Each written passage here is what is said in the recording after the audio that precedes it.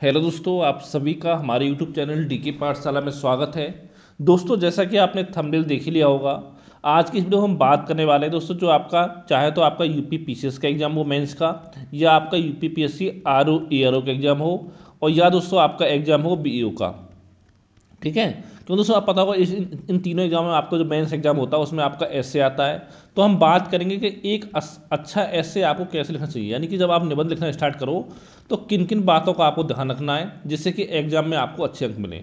अब देखिए दोस्तों, यहाँ पर दिक्कत क्या होती है बच्चों के साथ। देखिए, अगर आप तैयारी करो यूपी पीसीएस की तो उसमें क्या होता है, जो आपका जीएस के पेपर होते हैं फर्स्ट सेकंड थर्ड फोर्थ, तो ये दोस्तों आपके बहुत ज़्यादा हेल्प करते हैं, खासकर वन सेकंड थर्ड आपके ऐसे लिखने में। ठीक है, अगर दोस्तों ये चारों पेपर अगर आपके अच्छे से तैयार है तो फिर ऐसे लिखने में आपको इतनी परेशानी नहीं होती है। लेकिन अगर आप तैयारी कर रहे हो यूपीपीएससी आरओ एआरओ एग्जाम की, तो इसमें क्या होता है, इसमें देखिए आपको जो जीएस होता है प्री मेंस में, वो आपका ऑब्जेक्टिव ही आता है, यानी आप इसमें सब्जेक्टिव नहीं पढ़ते हो, तो यहाँ पर आपको दिक्कत होती है ऐसे ऐसे को तैयार करने में। तो दोस्तों, सबसे पहले देखिए मैं आपको बताना चाहूँगा कि अगर आप R O A R O exam की तैयारी कर रहे हो तो दोस्तों हमने आपके लिए व्हाट्सएप ग्रुप बनाया हुआ है आर ओ ए आर ओ के लिए, जिसमें 300 से अधिक बच्चे आपके ऑलरेडी जो है वो आपके ग्रुप को ज्वाइन कर चुके हैं। अगर दोस्तों आपको व्हाट्सएप में ग्रुप में ज्वाइन होना, दोस्तों ये मेरा व्हाट्सएप नंबर है 7042654209। ठीक है, इस नंबर देखिए दोस्तों, मात्र आपको 200 रुपये का पेमेंट करना है। पेमेंट करके आप मुझे स्क्रीनशॉट भेज दीजिए, मैं आपको ग्रुप में ऐड कर दूंगा। और साथ ही दोस्तों मैं बताना चाहूँगा कि हमारा जो व्हाट्सएप ग्रुप है उसमें चाहे आपका प्री का एग्जाम हो चाहे आपका मेंस का एग्जाम हो आर ओ आर ओ का, जब तक आपका मेंस का एग्जाम कंप्लीट नहीं हो जाता तब तक दोस्तों हमारा ग्रुप चलता रहेगा। तो दोस्तों प्री और मेंस का कंप्लीट जो स्टडी मटेरियल है वो आपको हमारे ग्रुप में प्रोवाइड कराया जाएगा। यानी कि अगर आपने हमारे ग्रुप में जो भी आपको स्टडी मटेरियल मिलेगा वो अगर आपने अच्छे से पढ़ लिया तो उसके अलावा बाहर से कुछ पढ़ने की जरूरत आपको नहीं पड़ेगी। करंट अफेयर मिलेगा, जीएस मिलेगा, सामान्य विज्ञान सामान्य ज्ञान आपका हो गया। ठीक है, जीएस के सारे सब्जेक्ट आपकी हो गई, पत्र लेखन वगैरह हो गया, प्रश्न शब्दावली, मुहावरे, लोकोक्तियाँ, कंप्यूटर, और साथ में आपका एसए। अगर देखिए दोस्तों आपको एसए लिखने में दिक्कत होती है तो दोस्तों आपको परेशान होने की जरूरत नहीं है। मैं आपको एसए के लगभग 25 जो आपके इंपॉर्टेंट टॉपिक होंगे एसए के, उनके नोट्स में आपको हैंड नोट्स प्रोवाइड कर दूंगा। उनको आप अच्छे से तैयार करेगा, उन्हीं में से आपके एग्जाम में तीन क्वेश्चन जो आपको देखने को मिल जाएंगे, 3 ऐसे। ठीक है, अब देखिए दोस्तों एग्जाम में क्या होता है, आर ओ आर ओ में आपके 600 वर्ड में आपको ऐसे लिखना होता है, लेकिन पीसीएस में आपको 700 वर्ड में लिखना होता है। तो यहाँ पर दोस्तों पूरे में लगभग आपको 1000 शब्दों का ऐसे दूंगा, उसमें से देखिए हो सकता है 100-200 शब्द आप भूल जाओ, तो उसी में से आपका पूरा कवर हो जाएगा एग्जाम में। अगर दोस्तों ग्रुप में जुड़ना चाहते हो तो मुझे व्हाट्सएप पर आप मैसेज कर सकते हो। और दोस्तों इस बात की गारंटी मैं आपको देता हूँ कि चाहे आप ऑनलाइन कोचिंग करो चाहे ऑफलाइन कोचिंग करो, कोई दोस्तों आपको 200 रुपये में पूरा कंप्लीट स्टडी मटेरियल नहीं देगा प्री मेंस का मिला करके। अगर दोस्तों किसी आप ऑफलाइन कोचिंग में जाते हो तो केवल ऐसे की तैयारी के लिए आपसे 10-10 20-20 हज़ार रुपये आपसे ले लिए जाते हैं। अगर जाओगे मुखर्जी वगैरह आप बड़ी बड़ी कोचिंग में, तो वहाँ पर 10-20 हज़ार रुपये आपसे ले जाते हैं ऐसे की तैयारी के लिए, चाहे आप पीसीएस की तैयारी करो चाहे आप आपका R O A R O exam की तैयारी करो। ठीक है, अब उसमें हम बात करेंगे, देखिए जो आपका एसए होता है, पहले हम बात करते हैं आपका पीसीएस के लिए, यूपी पीसीएस में। तो यहाँ पर दोस्तों एसए जो पेपर होता है वो आपका 150 अंकों का होता है, 150 अंक का, जिसमें दोस्तों आपको 700 वर्ड में आपको ऐसे लिखना होता है। और यहाँ दोस्तों आपको 3 ऐसे लिखने होते हैं, 3 ऐसे 50 अंकों के, यानी कि आपका टोटल 150 अंक आपके हो गए। और अगर हम बात करें आर ओ ए आर ओ की, तो यहाँ पर दोस्तों जो पेपर आपको होता है ऐसे का, वो आपका होता है 120 अंक का, जिसमें दोस्तों 120 में से आप मांग चलिए लगभग आपको ये ऐसे लिखना होता है, वो आपको 600 वर्डों में आपको ऐसे लिखना होता है 120 अंकों में से। ठीक है, यहाँ पर दोस्तों आपको 3 ऐसे लिखने होते हैं, एक ऐसे जो होता है वो आपका 40 अंक का होता है, यानी कि 120 मार्क्स आपके हो गए। और देखिए दोस्तों, अगर आप R O A R O exam की तैयारी कर रहे हो, अगर आप चाहते हो इसमें आपका सिलेक्शन हो, तो आपको कोशिश करनी है जो आपका ऐसे का पेपर होता है उसमें लगभग आपके 80 से लेकर के 85 अंक जो कम से कम ऐसे में आपके आने चाहिए। अगर देखिए 80 से अंक अगर आपके कम आ रहे हैं तो समझ लो फिर आपको जो फाइनल सिलेक्शन होने का चांस है वो आपका कम हो जाता है। ठीक है, अगर आपके जो अंक हैं आर ओ पेपर में ऐसे में 80 से कम आ रहे हैं। और साथ दोस्तों मैं आपको एक चीज़ बताना चाहूँगा, बच्चों में बहुत कन्फ्यूजन हो रहता है। अगर दोस्तों आप पीसीएस एग्जाम के लिए अगर आप ऐसे लिख रहे हो, तैयारी करो पीसीएस की, दोस्तों यहाँ पर देखिए ऐसे देखिए, या तो आप हिंदी भाषा में लिख सकते हो और या दोस्तों आप अंग्रेजी में लिख सकते हो, वो आपकी इच्छा है हिंदी और अंग्रेजी में किस में आप लिखना चाहते हो, जो सा आपका मीडियम है उसमें आप लिख सकते हो। लेकिन दोस्तों आर ओ एआर ओ में ऐसा नहीं होता है। यहाँ पर देखिए आर ओ जो एग्जाम होता आपका होता है उसमें केवल हिंदी भाषा में ही आपको ऐसे लिखना है, चाहे कोई माध्यम आपका हो, केवल आपको हिंदी में लिखना है ऐसे, इंग्लिश में आपको ऐसे नहीं लिखना है आर ओ एआर ओ एग्जाम में। ठीक है, और साथ दोस्तों देखिए तो जो आपका टाइम होता है वो आपका 3 घंटे का टाइम होता है पेपर में सॉल्व करने के लिए, चाहे पीसीएस की बात करें चाहे आर ओ एआर ओ की बात करें। तो यहाँ पर दोस्तों कोशिश करनी थी कि एक ऐसे को देना है आपको 1 घंटा, तीनों ऐसे को आपको 1-1 घंटा देना है, जिसमें दोस्तों कोशिश करनी है आपको 1 घंटा देते हो, जैसे दोस्तों इसमें होता क्या है, एक ऐसे में 3 पार्ट होते हैं, इसमें से एक आपको लिखना हो, तो बताऊंगा कौन कौन से पार्ट होते हैं आपके। तो यहाँ पर दोस्तों 45 मिनट में लिखना है आपको, ऐसे कोशिश करनी है कि 45 मिनट में जो आपका ऐसे वो तैयार होना चाहिए। और बाकी दोस्तों जो 15 मिनट बचे हुए हैं उसमें 4-5 मिनट आपको डिसाइड करना है कि मुझे किस टॉपिक पे, 3 में से किस टॉपिक पे ऐसे लिखना है। और बाकी जो आपका 10 मिनट रह गया दोस्तों, इसमें आपको एक तरह से कह सकते हो कि लास्ट में आपको रफ वर्क करना है, यानी कि एक तरह से आपको फ्लो चार्ट टाइप का बनाना है कि जैसे जो भी आप ऐसे लिख, जैसे आपकी महिला सशक्तिकरण पर आप ऐसे लिख रहे हो, तो आपको ये पीछे आपको वो करना है कि जैसे कि आपको मैं कौन कौन से टॉपिक इसमें आपको कवर करने हैं। कि ऐसा ना हो दोस्तों जो आप ऐसे लिखना स्टार्ट करो, पता चला पहले आप कुछ भूल गए, तो जो ऐसे जो आपका रूटीन होता है वो आपका बिगड़ जाता है। तो यहाँ पे आपको फ्लो चार्ट वगैरह आपको बनाना चाहिए, ठीक है, कौन कौन से टॉपिक आपको कवर करने हैं ऐसे में। तो इस पर भी आप 10 मिनट दे सकते हो। तो इस तरह से करना तीनों पार्टों में आपको, ठीक है। 45 मिनट में आपका आराम से 600-700 वर्ड जो आपका ऐसे तैयार हो जाएगा। अब हम बात करते हैं कौन कौन से टॉपिक से, देखिए यहाँ पे आपके क्वेश्चन पूछे जाते हैं। तो देखिए यहाँ पे दोस्तों 3 पार्ट आपके होते हैं, एक सेक्शन में आपके 3 पार्ट होते हैं, एक एक पार्ट आपका आता है एग्जाम में। पहले पार्ट की बात करें तो साहित्य और संस्कृति से एक आपका ऐसे आएगा, एक आपका आएगा सामाजिक क्षेत्र से, एक आपका आएगा राजनीतिक क्षेत्र से। सेक्शन बी में एक आएगा विज्ञान पर्यावरण प्रौद्योगिकी से, ठीक है, एक आपका आएगा आर्थिक क्षेत्र से, एक आपका आएगा कृषि एवं व्यापार से। और सेक्शन जो तीसरा होता है उसमें एक आपका राष्ट्रीय एवं अंतर्राष्ट्रीय घटनाक्रम, एक आपका प्राकृतिक आपदा जैसे कि आपका भूस्खलन हो गया, चक्रवात, भूकंप, बाढ़, सूखा वगैरह आपकी हो गई। और एक दोस्तों आपका ऐसे आता है राष्ट्रीय विकास योजनाओं से, यानी जो भी आपकी केंद्र सरकार की योजना वगैरह है वहाँ से क्वेश्चन आपका पूछा जाता है, ठीक है। तो तीनों में दोस्तों आपको एक ही ऐसे लिखना तीनों पार्टों से। अब देखिए दोस्तों मैं आपसे इतना कहना चाहता हूँ, देखिए इतना टाइम आपके पास नहीं होता तैयारी करने के लिए। अगर आप आरओ की तैयारी कर रहे हो, पीसी की तैयारी कर रहे हो, तो यहाँ पर एक काम कर सकते हो। देखिए इन तीनों पार्टों में से जो पार्ट आपको टफ लगता है, मान लो साहित्य संस्कृति टफ लगता है, तो इसको आप छोड़ दो। बाकी जो पार्ट 2 पार्ट बचे हुए आपके, इनसे 4-4, 5-5 जो ऐसे हैं वो आपको तैयार कर लेने हैं, ठीक है। तीनों पार्टों में एक एक पार्ट आप छोड़ सकते हो चाहो तो। यानी दोस्तों अगर आपने 25-30 के आसपास अगर आपने ऐसे तैयार कर लिए तो आराम से जो तीनों ऐसे हैं वो आपके एग्जाम में लिखे जाएंगे, ठीक है। जो इंपॉर्टेंट ऐसे हैं वो मैं आपको बता दूंगा कौन कौन से आपको तैयार करना भी आपके एग्जाम में टाइम है आपका, ठीक है। और साथ में सारे नोट्स में आपको प्रोवाइड कर दूंगा, सारे ऐसे के जो भी हमारे ग्रुप में स्टूडेंट जुड़े हुए हैं उन सबको, ठीक है। ये दोस्तों बात आपकी इतनी हो गई। अब दोस्तों हम बात करते हैं जो ऐसे आपको स्टार्ट करना है तो किन किन चीज़ों का आपको ध्यान देना है।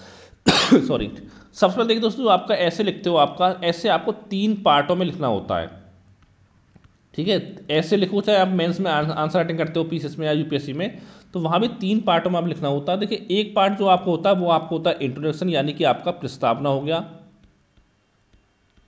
ठीक है। एक पार्ट दोस्तों आपका होता है मुख्य भाग, यानी कि मेन बॉडी आपकी हो गई। और एक दोस्तों आपको होता है कंक्लूजन, यानी कि उपसंहार बोलते हो, आप उसको निष्कर्ष बोल सकते हो, उपसंहार या आपका निष्कर्ष, ठीक है। यहाँ पर देखिए दोस्तों, जो आप पीसीएस की तैयारी करो, आरोग्य बात करो, जो आपका प्रस्तावना दोस्तों आप कोशिश करनी है जो आपका प्रस्तावना है वो 10 से 15% पार्ट में आपका होना चाहिए। जैसे मान लो आप तैयारी करो आरओ एग्जाम की, ठीक है, इसमें क्या होता है आपको सॉरी, जो आपको ऐसे वो आपको 600 वर्डों में यहाँ पे आपको लिखना होता है। तो यहाँ पर आप कोशिश करनी है जो आपका प्रस्तावना है वो आपका 60 से लेकर के 90 शब्दों के बीच में आपका होना चाहिए आसपास में। और अगर आप तैयारी कर रहे हो अगर पीसीएस की, तो यहाँ पर कोशिश करनी है, यहाँ पर 700 वर्ड में होता है आपको कि 70 से लेकर के 105 शब्दों में आपका जो है वो आपका होना चाहिए, ठीक है, प्रस्तावना। और जो उपसंहार निष्कर्ष है वो भी दोस्तों आपका 10 से 15% पार्ट में होना चाहिए। और जो आपका मुख्य भाग है वो 70 से 75% पार्ट में आपको होना चाहिए।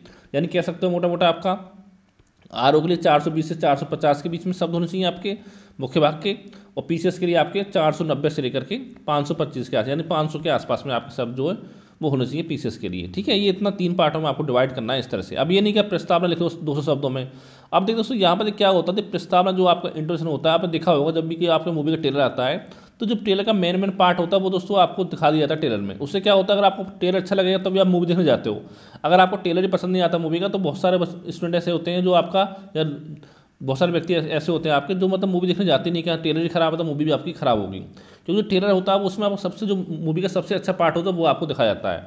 यानी दोस्तों इस तरह से यहाँ पर आपको होता है कि अगर मान लो जो आपका कॉपी चेक करेगा एग्जामिनर, अगर उसको प्रस्तावना आपका यानी अच्छा लगा तो दोस्तों आगे उसको पढ़ने में मज़ा भी आएगा। अगर मान लो प्रस्तावना उसको खराब लगा तो हो सकता है कि आगे आपको पूरी कॉपी जो आपको ना पड़ेगा, आपको वैसे ही कम नंबर दे दे, ठीक है। ये चीज़ आपको समझिए, क्योंकि दोस्तों उनको क्या होता है कि उनको कॉपी चेक करने के पैसे मिलते हैं उस हिसाब से, ठीक है। तो वो चाहेगा कि कम समय में ज़्यादा कॉपी में चेक करूँ। तो दोस्तों ये बात आपकी कितनी होगी। अब बताऊँ इसमें कैसे कैसे लिखना है, पहले उस और मुद्दों बात करते हैं। और दोस्तों देखिए, जब आप ऐसे लिखो एक चीज़ आप ध्यान देना है, जो आप ऐसे लिखो वो आपका फ्लो में, प्रवाह में आपका होना चाहिए। ऐसे जो आपका फ्लो में जैसे आपकी स्टोरी होती है उस तरह से आपका स्टोरी बेस पूरा जो आपका ऐसे वो आपका होना चाहिए, यानी कि जो आपका मेन पार्ट है वो छूटना नहीं चाहिए, ठीक है। जैसे आपका लिखते हो ऐसे, और एक दोस्तों कोशिश करें जो आपका ऐसे लिखो वो आपको पैराग्राफ फॉर्म में लिखना है, पॉइंट में आपको नहीं लिखना है, पैराग्राफ में लिखना है। जैसे कि दोस्तों आपने देखा होगा जब आप न्यूज़पेपर पढ़ते हो वहाँ पर आपका जो एडिटोरियल पेज आता है उसमें किस तरह से आपका जो आर्टिकल लिखा होता है उसी तरह से आपको लिखना होता है, ठीक है, ऐसे पैराग्राफ फॉर्म में।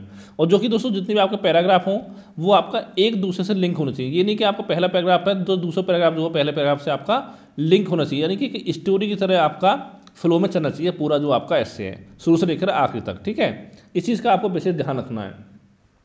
और दोस्तों जो आपका पैराग्राफ होते हैं वो ज़्यादा बड़े भी नहीं होने चाहिए, ज़्यादा छोटे भी आपके नहीं होने चाहिए, ठीक है। ये नहीं कि आप पैराग्राफ आपका 150 शब्दों का 200 शब्दों का एक पैराग्राफ बना दिया आपने, ठीक है। और ये भी नहीं कि आपने 20-20 शब्दों के पैराग्राफ बना दिए, तो कैसे तो 50-70 पेजों यानी शब्दों के आसपास जो आपका पैराग्राफ है वो आपका हो सकता है। और एक पेज पर कोशिश करें आपका 2 से 3 पैराग्राफ जो वो आपके आ जाएँ एक पेज पर, जो आप ऐसे लिखते हो जो कॉपी आपको मिलती है, ठीक है। यानी दोस्तों मेरा कहने मतलब देखिए ये जो आपका निबंध आप लिख रहे हो जिस टॉपिक पर, वो निबंध जो आपका कॉपी चेक करने वाला उसको आपका बांध कर रखना चाहिए, ठीक है, उस तरह से लिखें आप। और इसके अलावा दोस्तों एक चीज़ यहाँ पर आपको और ध्यान देनी है कि जब भी आप ऐसे लिखो तो दोस्तों वहाँ पर हमेशा आपको मध्यम मार्ग अपनाना है। यानी दोस्तों कि ना तो आपको सरकार की ज़्यादा आलोचना करनी है, और सरकार की अगर आपको आलोचना करनी है दोस्तों वो आपकी सकारात्मक यानी कि आपकी पॉजिटिव जो आलोचना है वो आपकी होनी चाहिए, पॉजिटिव वे में, ठीक है। जैसे मान लो किसी कानून पर आपको कोई ऐसे आता तो ये नहीं आप सरकार की लगातार आलोचना कर रहे हो, तो ये काम आपको नहीं करना है।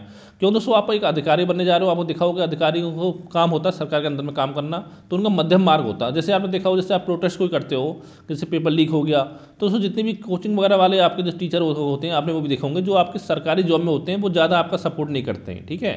क्योंकि उन पर देखिए ऑलरेडी पता होगा ऊपर से आपका प्रेशर होता है कि वो आपको खुलेआम सपोर्ट नहीं कर सकते हैं, ठीक है। तो यानी सरकार की आलोचना नहीं करनी है। और साथ दोस्तों अगर मान लो आपको जातिवाद वगैरह पे आपको ऐसे आता है तो किसी जाति धर्म को भी आपको टारगेट नहीं करना है, ठीक है। ये दोस्तों काम होता है नेता लोगों का काम है, उनको करने दो, लेकिन आपको दोस्तों जो आपको मध्यम मार्ग है वो आपको अपनाना है। ना तो किसी जाति की इतनी बुराई करनी है और ना किसी धर्म की आपको कोई आलोचना करनी है, ठीक है। ये नहीं आप हिंदू मुस्लिम कर रहे हो, तो ठीक है, इन चीज़ों का आपको विशेष कर ध्यान रखना है जब भी आप ऐसे लिखो। और दोस्तों एक चीज़ आपको ध्यान रखनी है, ऐसे में देखिए ज़्यादा आपकी काट छाँट नहीं होनी चाहिए, ठीक है। यानी कि कटिंग कर रहे हो वो भी अच्छा नहीं लगता है। और जो आपकी भाषा है वो आपकी सरल भाषा होनी चाहिए ऐसे लिखने के लिए। ये नहीं ज़्यादा कठिन शब्द आपके ना हो, ऐसे शब्द ना हो कि जो एग्जाम समझ में आए कि इसने लिखा क्या है और बाद में डिक्शनरी में देखना पड़े, तो ऐसा शब्दों का प्रयोग आपको नहीं करना। देखिए वो आपका डिक्शनरी में नहीं देखेगा, वो आपको नंबर वहाँ पर काट लेगा, ठीक है। तो सरल भाषा आपकी हो, चाहे आप हिंदी में लिखो चाहे इंग्लिश में लिखो, जो भाषा है आपकी वो आपकी सरल भाषा आपके ऐसे की होनी चाहिए, ठीक है। और साथ में देखिए दोस्तों जब आप ऐसे लिखो तो जितने भी आपके पहलू होते हैं सभी पहलुओं को आपको कवर करना है। जैसे पहले मैंने आपको बताया देखिए जो आपके जीएस के पेपर होते हैं यूपीएससी में पीसीएस में जीएस 1 से लेकर के 4 तक, देखिए जितने आपके पहलू होते हैं वो सभी लगभग देखिए जितने मैक्सिमम देखिए एक आप जो ऐसे लिखोगे एक ऐसे में सारे पहलू आपके कवर नहीं होंगे, लेकिन जितने मैक्सिमम पहलू आप कवर कर सकते हो उतने आपको करने चाहिए। जैसे दोस्तों आप मान लो जीएस फर्स्ट में देखा होगा आपने, इसमें क्या है आपका इतिहास आता है, यानी कि किसी को निबंध लिखो उसके ऐतिहासिक पहलू क्या है। जैसे कि आप लिख रहे हो महिलाओं पर, ठीक है, तो महिलाओं की आपकी वैदिक काल में क्या स्थिति थी, ठीक है, वर्तमान में आपकी क्या स्थिति है, मध्यकाल में क्या स्थिति थी महिलाओं की, वो सब आपको दिखाना है। ऐतिहासिक पहलू आपके हो गए, और समाज में समाज से संबंधित आपका हो गया, ठीक है। और भूगोल संबंध जैसे कोई ऐसे आपका तो उसमें भी आप जोड़ सकते हो। जैसे सेकंड पेपर आपका राजनीति संबंधित आपका, ठीक है, राजनीतिक परिदृश्य क्या होगा उसका आपका, ठीक है। और आईआर से संबंधित कोई ऐसे आपका तो वो आप इसमें ऐड कर सकते हो। जैसे पार्ट 3 आपका होता है, ठीक है, इसके आप आर्थिक पहलू लिख सकते हो, ऐसे के आर्थिक पहलू हो गए, सामाजिक पहलू आपके हो गए। तो यानी ये सभी दोस्तों पहलू जो आपको शामिल करने हैं, यानी दोस्तों आप कोशिश करनी है मैक्सिमम जो पहलू हैं आपको वो आपको ऐसे में शामिल करने हैं। और दोस्तों एक चीज़ देखिए यहाँ पर आपको और ध्यान देनी है ऐसे लिखते समय, ठीक है। देखिए जो आप ऐसे लिखो देखिए इसमें आपका पक्ष हो गया, आपका विपक्ष हो गया, समाधान वगैरह हो गया, ये सब पहलू आपको यहाँ पर शामिल करने हैं ऐसे में लिखते समय, ठीक है, जो भी आप ऐसे लिख रहे हो। और साथ में दोस्तों एक चीज़ यहाँ पर आपको और ध्यान देनी है, जब भी आप ऐसे लिख रहे हो तो दोस्तों यहाँ पर देखिए आप जितने भी आपके महापुरुष वगैरह हैं उनके जो भी आपके कथन वगैरह हैं उनको आप शामिल कर सकते हो ऐसे लिखते समय, तो उससे दोस्तों अच्छे नंबर मिलते हैं आपको। महापुरुष कथन हो गए, कोटेशन वगैरह हो गए, और साथ दोस्तों जो आपकी केस स्टडी वगैरह है उसको भी आप शामिल कर सकते हो, क्योंकि उससे भी बहुत अच्छे नंबर आपके मिलते हैं ऐसे में, ठीक है। कोटेशन हो गए तो इससे क्या होता है, इन चीज़ों से आप शामिल करते हो आप, तो जो कॉपी चेक करने वाला एग्जाम है वो आप समझता है कि हाँ आपको नॉलेज अच्छी खासी इन चीज़ों के बारे में, ठीक है। कोटेशन हो गए, केस स्टडी वगैरह हो गया आपकी हो गई, कोई आपकी रिपोर्ट वगैरह जारी की गई है हाल ही में, वो आपको यानी कि आपको 10 साल पहले रिपोर्ट आई उसको आप उसमें बयान कर दो, ठीक है, वो काम नहीं करना है। जो आपकी लेटेस्ट रिपोर्ट है 1 साल के अंदर, जैसे महिलाओं पर निबंध लिख रहे हो आप तो महिलाओं संबंधी कोई रिपोर्ट आपको जारी हुई है, वृद्धों पर लिख रहे हो वृद्धों संबंधी कोई रिपोर्ट आपकी जारी हुई है तो वो आपको शामिल करना है, ठीक है, केस स्टडी होगी, रिपोर्ट हो गया, और साथ में कविता वगैरह भी बता ही चुका हूँ मैं आपको, कविता हो गया या कोई आपका दोहा वगैरह हो गया, तो इन सभी को आपको शामिल करना है ऐसे लिखते समय, कोटेशन वगैरह हो गई। अब दोस्तों हम बात करते थे कि जो पहला पार्ट, जो सबसे पहला पार्ट आपका होता है प्रस्तावना, कि उसमें क्या क्या चीज़ों को आपको ध्यान रखना है प्रस्तावना में, ठीक है। सॉरी। जब भी देखिए दोस्तों प्रस्तावना की शुरुआत करो तो आपको कोशिश करने की, या तो देखिए किसी कोई आपकी कविता हो, किसी कविता से आप शुरुआत कर सकते हो प्रस्तावना की, ठीक है, कोई आपका दोहा हो या कोई आपका कोटेशन हो, और साथ में कुछ कभी क्या होता है आपका, जो आपके प्रश्न के रूप में भी आप शुरुआत कर सकते हो प्रस्तावना की, ठीक है। और या दोस्तों साथ में देखिए जैसे आपकी जो भी आपकी चीज़, जैसे महिला सशक्तिकरण से आपका निबंध आया है तो वहाँ पर उसकी परिभाषा भी आप दे सकते हो, शुरुआत कर सकते हो प्रस्तावना की। तो इन सभी पॉइंटों को ध्यान रखना है, सारे पॉइंट नहीं शामिल करने से कविता दोहा। लेकिन दोस्तों एक चीज़ आप ये ध्यान देनी है, जिस भी मतलब जिससे भी आपका लिंक हो, आपका जो ऐसे है जिस टॉपिक से, उसी टॉपिक से संबंधित आपकी कविता हो, दोहा हो, कोटेशन हो, और साथ में जो कहानी वगैरह स्टोरी वगैरह हो वो भी आपकी हो सकती है, उसी टॉपिक से संबंधित हो, ठीक, ये नहीं कि टॉपिक कोई और है आपका, आप लिख के आप किस और रहो, ठीक है, ये चीज़ आपको ध्यान देनी है प्रस्तावना में, ठीक है। और इसका दोस्तों जो आपका मेन पार्ट आता है, जैसे मान लो आपका मेन बॉडी जो आपकी आती है, उसमें क्या मैं बता चुका हूँ पहले ही आपको, जितने भी आपके पार्ट होते हैं, ऐतिहासिक पहलू हो गए, राजनीतिक पहलू हो गए, आर्थिक पहलू, सामाजिक पहलू, तो दोस्तों वो सभी पहलू उसमें आपको शामिल करने हैं। जैसे आप महिला सशक्तिकरण में निबंध लिख रहे हो तो देखिए इसमें आपका ऐतिहासिक पहलू शामिल हो जाएगा, ठीक है। जैसे कि आप पूछ सकता है आपसे कि हड़प्पा आप लिख सकते हो कि हड़प्पा काल में महिलाओं की स्थिति कैसी थी, ठीक है, वैदिक काल में महिलाओं की स्थिति कैसी थी, मध्यकाल में कैसी थी, ब्रिटिश काल में कैसी थी, वर्तमान में क्या स्थिति है, ये आपकी हो गई, ठीक है। और साथ ही संवैधानिक प्रावधान के, संवैधानिक प्रावधान क्या क्या किए गए महिलाओं के लिए, इनको आप शामिल कर सकते हो। और इसके अलावा दोस्तों आपका जो आता है कानूनी प्रावधान क्या किए गए, आप कौन कौन से कानून बनाए गए महिलाओं के लिए, ये भी आप लिख सकते हो उसमें, ठीक है। इसके अलावा दोस्तों आप क्या महिलाओं के सामने क्या क्या चुनौतियाँ आपकी, बताओ क्या क्या चुनौतियाँ आपकी हैं, ठीक है। किसी से भ्रूण हत्या आपकी हो गई, दहेज प्रथा हो गई, बाल विवाह आपकी हो गई, शिक्षा की कमी है महिलाओं में, ठीक है। ये सब दोस्तों पहलू यहाँ पर आप शामिल कर सकते हो। और इसके अलावा दोस्तों क्या क्या इसके लिए उपाय हो सकते हैं, वो सब आप शामिल कर सकते हो, क्या क्या उपाय हो सकते हैं, ठीक है। और फिर दोस्तों सरकारी क्या क्या प्रयास किए, यानी कौन कौन से सरकारी आपकी योजना चलाई गई हैं महिलाओं के लिए, वो भी इसमें शामिल कर सकते हो, ठीक है।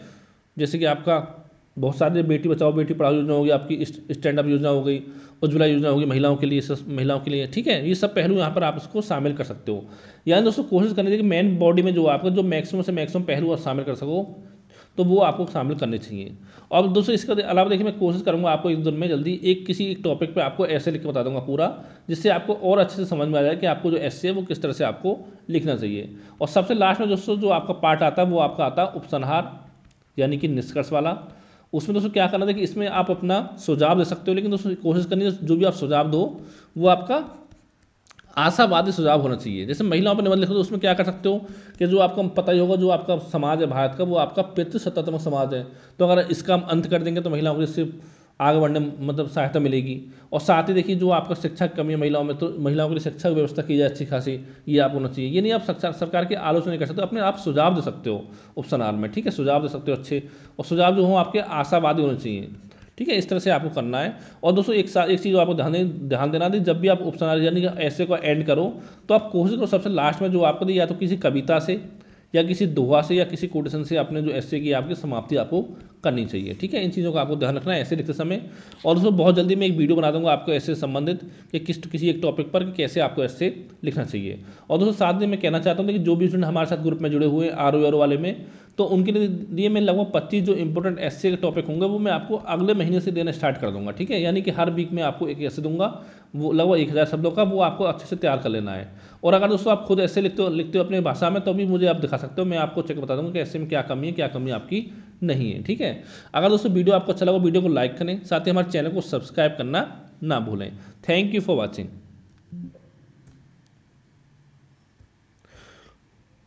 और दोस्तों एक चीज़ बताना भूल गया मैं इसमें आपको, सॉरी। जैसे कि दोस्तों आप जब आप ऐसे लिखते हो तो आपको ध्यान देना है कि ऐसे के लिए आपको कौन कौन से सोर्स आपको फॉलो करने हैं ऐसे के लिखने के लिए, सोर्स, ठीक है। देखिए इसमें देखिए सबसे पहले देखिए क्या होता है, आपका न्यूज़पेपर होता है। अगर दोस्तों हम बात करें आपका हिंदी न्यूज़पेपर की, तो दोस्तों यहाँ पर आपके मेनली 2 न्यूज़पेपर अच्छे आते हैं। एक दोस्तों आपका आता है दैनिक जागरण, ठीक है, इसमें जो आपका एडिटोरियल आता है वो आपको पढ़ना है। और दोस्तों ये पढ़ना है आपको राष्ट्रीय संस्करण वाला, पता नहीं हर शहर में मिलता नहीं मिलता है, लेकिन जो राष्ट्रीय संस्करण वो आपको पढ़ना है दैनिक जागरण का। एक दोस्तों आपका जनसत्ता हो गया, ये भी आप अच्छा न्यूज़पेपर है, तो इन दोनों को आप पढ़ सकते हो। अगर आप इंग्लिश पढ़ने में सक्षम हो तो उसमें आप द हिंदू जो आपका न्यूज़पेपर आता है उसका भी एडिटोरियल जो आपका आता है उसको आप पढ़ सकते हो, पढ़ना चाहो तो। लेकिन दोस्तों अगर आपकी इंग्लिश कमजोर तो इसको पढ़ने में आपको बहुत परेशानी आपकी होगी, तो इसको आप छोड़ सकते हो। ठीक है, इतना आपका न्यूज़पेपर हो गया। इसके अलावा दोस्तों कुछ आपकी मैगजीन आती हैं, जैसे योजना वगैरह आपकी हो गई। ठीक है, कुरुक्षेत्र होगी। यहाँ पर देखिए जो आपका डाटा वगैरह आपका आता है वो आपके लिए बहुत इंपॉर्टेंट है। ठीक है, कोई आपकी रिपोर्ट जारी की गई हो, कोई आपका इंडेक्स वगैरह आया हो, तो वो दोस्तों इन चीज़ों को भी आपको ध्यान देना है जब भी आप ऐसे लिखो। तो योजना कुरुक्षेत्र आपकी हो गई। एक आपकी डाउन टू अर्थ अर्थ आती है, ये भी आपके लिए इंपॉर्टेंट है, लेकिन सारा नहीं पढ़ना, जो आपका मेन आर्टिकल है वो आपको यहाँ से पढ़ने। डाउन टू अर्थ होगी, और भी कई मैगजीन आपकी मार्केट में आती हैं। इसके अलावा दोस्तों अगर आप लोग चाहो तो देखिए एक आपको जैसे कि आपका डिस्ट्रिक्ट कोचिंग की जो आपकी आती है बुक, उसको भी चाहो तो आप खरीद सकते हो। ठीक है, ऐसे की, और या कोई और खरीदे तो घटना चक्र भी शायद निकालता है आपका, तो उसको भी ले सकते हो आप, वो आपकी मर्जी है, जिससे कि आपका आइडिया लग जाएगा हाँ किस तरह से क्वेश्चन आपके एग्जाम में पूछे जाते हैं। ठीक है, किस तरह से आपके एसएल जो लिखे जाते हैं। अगर दोस्तों इसके अलावा कोई सवाल हो तो नीचे कमेंट करके आप पूछ सकते हो। Thank you for watching.